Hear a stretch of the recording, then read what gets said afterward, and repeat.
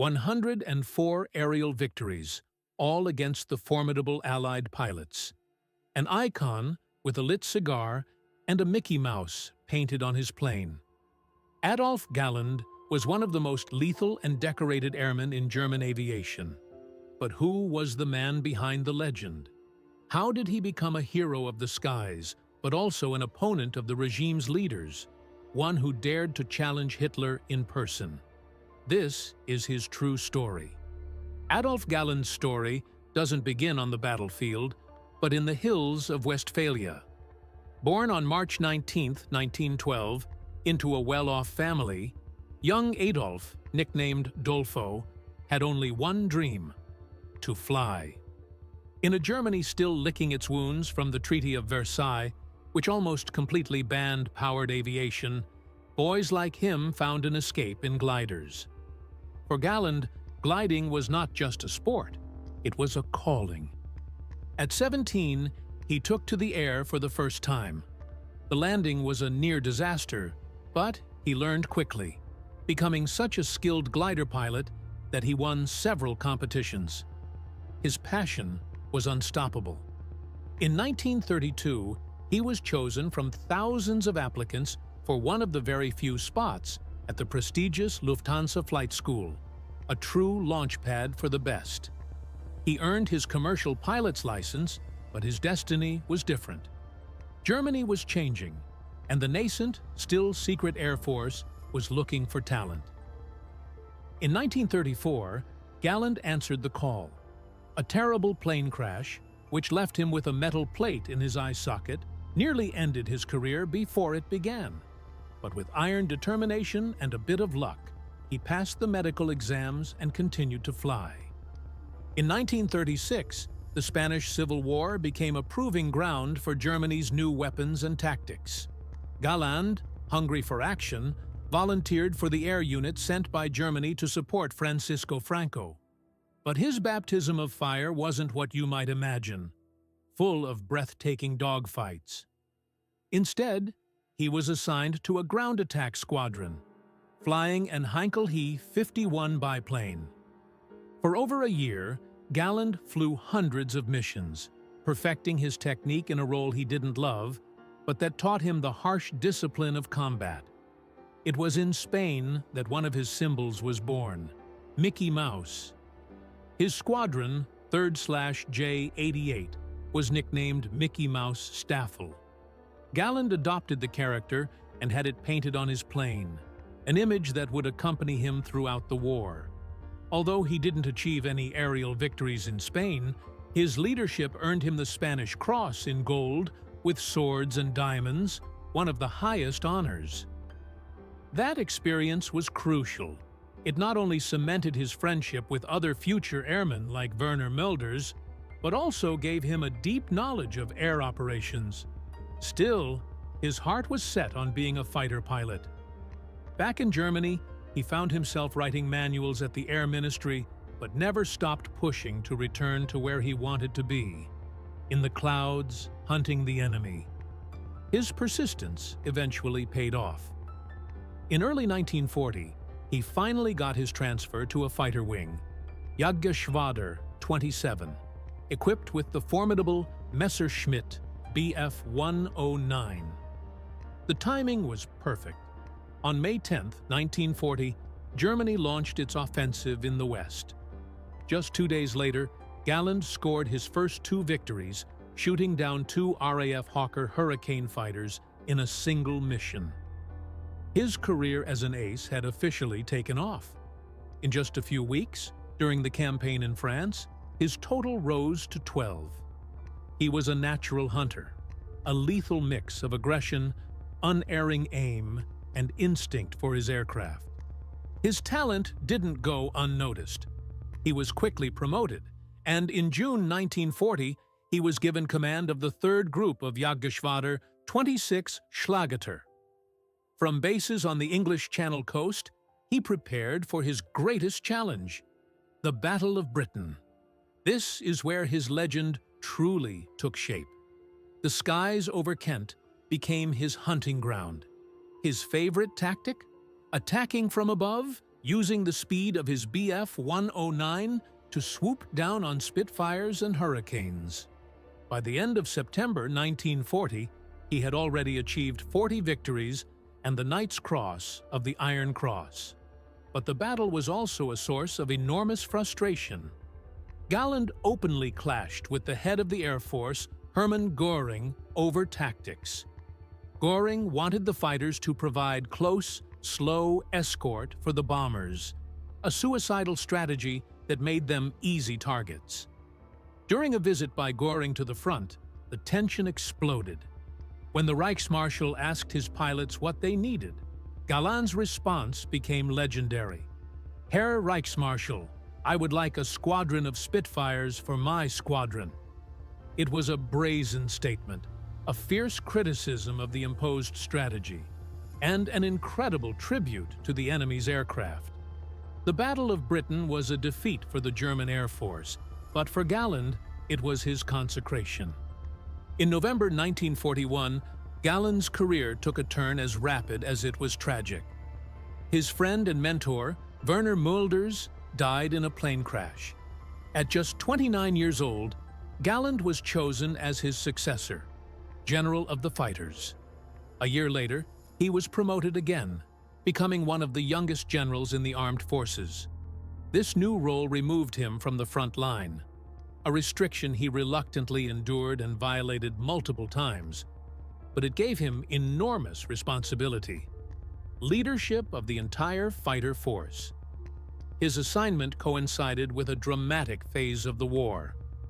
Germany was fighting on multiple fronts, and the Allies were beginning to hammer the industrial heart of the Reich with massive daytime bomber raids. Galland found himself organizing an increasingly desperate defense. He was an innovator. He promoted the development of heavily armed fighters to attack the B-17 flying fortresses and advocated for new tactics to counter long-range escort fighters like the P-51 Mustang. However, his role led him to continuous clashes with the military leadership. His relationship with Göring, already strained, plummeted. Galland criticized the poor management of resources and the interference of politics in military decisions. His pilots' pragmatism clashed with the incompetence of his superiors. He was convinced that the war would be won with technology and tactics, not with propaganda.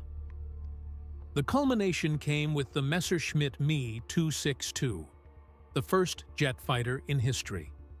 When Galland flew it in 1942, he was mesmerized. "It was as if an angel were pushing you," he said. He immediately understood that this plane could turn the tide of the war. He fought with all his might to mass-produce it as an interceptor fighter.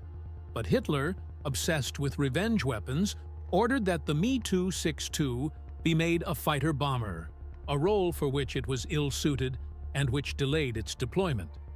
Galland's constant criticisms and the failure to stop the Allied raids led to his downfall.